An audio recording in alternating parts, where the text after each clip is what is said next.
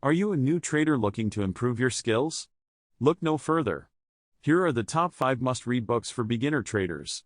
First on our list is The Intelligent Investor by Benjamin Graham. This book is a classic and teaches the basics of value investing and long-term strategies. Next, we have Market Wizards by Jack Schwager. This book is a compilation of interviews with the most successful traders in the world. It's a great resource for learning different trading styles and techniques. Third on our list is Trading in the Zone by Mark Douglas. This book focuses on the psychological aspects of trading and helps traders manage their emotions and develop a disciplined mindset.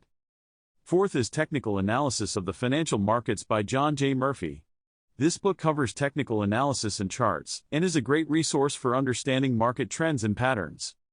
Lastly, we have One Good Trade by Mike Bellafiore. This book is a personal account of a trader's journey and provides invaluable insights into the trading world and the importance of risk management.